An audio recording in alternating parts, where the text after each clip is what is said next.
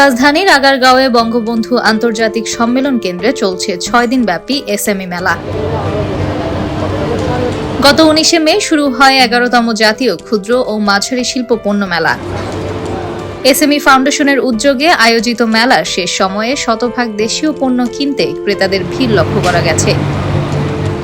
জানা গেছে, ক্ষুদ্র ও মাঝারি শিল্প উদ্যোক্তাদের উৎসাহ তৈরি ও তাদের পণ্যের প্রচার প্রসারে এসএমই ফাউন্ডেশনের মেলার আয়োজন করা হয়েছে।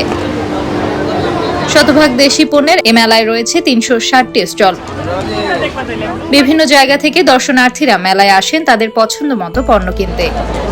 দর্শনার্থীরা জানান, অর্থনৈতিক একটা মন্দা যাচ্ছে এখন, তো এভাবে হয়তোবা দেশীয় পণ্যের উপরে আমাদের একটা আগ্রহ তৈরি হবে এমন মেলা বা এমন আয়োজনে। এসে আমার খুবই ভালো লাগতেছে, কারণ সবকিছু হাতে বানানো জিনিস দেখে আর এত সুন্দর সুন্দর জিনিস যে সবকিছুই মনে হচ্ছে কিনতে ইচ্ছে করে। অনেক সুন্দর সুন্দর জিনিস যেগুলো আমরা না আসলে বুঝতেই পারতাম না, যেখানে জুট দিয়ে অনেক কিছু তৈরি হয়। তো সবারই এটা দেখা উচিত এবং কেনা উচিত আমি মনে করি। যারা ক্ষুদ্র মাঝারি শিল্প নিয়ে কাজ করছে দেশের যে কোনো সেক্টরে, তাদের প্রচুর পরিমাণে সাপোর্ট দরকার, বিশেষ করে সরকারি। তো সরকারি যদি পৃষ্ঠপোষকতা ঠিকঠাক মতো সাপোর্ট করতে পারে, তাহলে তারা দেশের জন্য অনেক ভালো কিছু বয়ে আনে। অসাধারণ। এসএমই মেলায় না আসলে একদম অপূর্ণতা। সবকিছু থাকে, পুরো বাংলাদেশে যত হেরিটেজ ঐতিহ্য সবকিছু একটা আমব্রেলার ভেতর। অসাধারণ মনে হয়েছে মেলায় এসে, মানে এমন এমন প্রোডাক্ট কখনোই হাতের কাজ এত সুন্দর সলিল ভাবে মানুষ দেখছে, কিনছে। এই আনন্দতে আমি খুব আনন্দিত।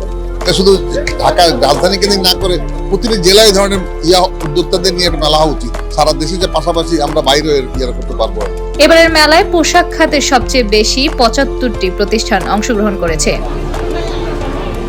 পাশাপাশি পাটজাত পণ্যের 42টি প্রতিষ্ঠান, হস্তশিল্পের 38টি প্রতিষ্ঠান, চামড়াজাত পণ্যের 32টি এবং প্রক্রিয়াজাত কৃষি পণ্যের 27টি প্রতিষ্ঠান তাদের পণ্য প্রদর্শন করবে।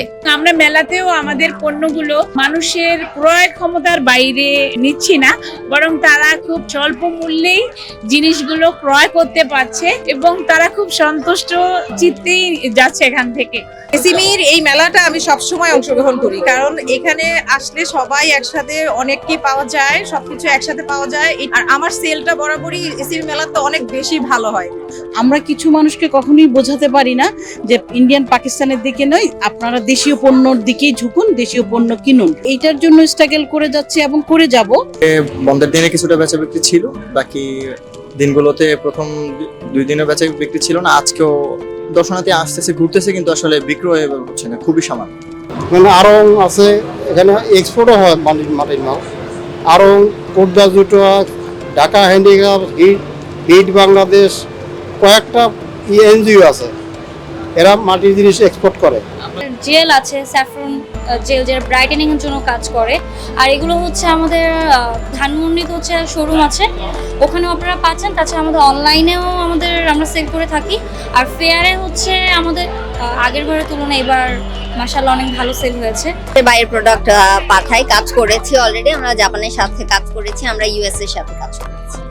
মানে এগুলো পার্শিয়াল ডেভেলপমেন্ট বলতে পারেন, যে আমার একটা কাপড় নিয়ে যায়, ওরা ওদের মতো করে ডিজাইন করে মানে বের করেছে। হাতের মাধ্যমে যদি এভাবে বড় করে যদি যে কাপড়গুলো আমরা তৈরি করি, সেভাবে যদি আমরা এগুলো উৎপাদন করতে পারতাম, তখন আমাদের ইনকামটাও বেশি হবে আর শ্রমিকও বেশি ইনকাম করতে পারবে। উনি তো অবশ্যই পদক্ষেপ নিচ্ছে, উনিও একজন নারী, আমরাও নারী। সে চায় আমরা এগিয়ে যাই। সে যদি আমাদের একটু সাহায্য করে যে কাঁথাগুলো আমরা দেশ বিদেশ রপ্তানি করতে পারি, তাহলে আমাদের দেশেরও নাম হবে, এর সঠিক মূল্যটাও হয়তো আমরা পাবো। আমরা দেশে বিক্রি করি, কিন্তু আমাদের যে পরিশ্রমের সঠিক মূল্যায়ন আমরা এখনো পাই না বলে আমার যেটা মনে হয়। উল্লেখ্য, এসএমই উদ্যোক্তাদের পণ্যের প্রচার ও প্রসারে 2012 সাল থেকে জাতীয় এসএমই পণ্য মেলা আয়োজন করছে এসএমই ফাউন্ডেশন। আগামী মেলা 2025 সালের নভেম্বরে অনুষ্ঠিত হবে, সে অনুযায়ী কাজ শুরু করছে কর্তৃপক্ষ।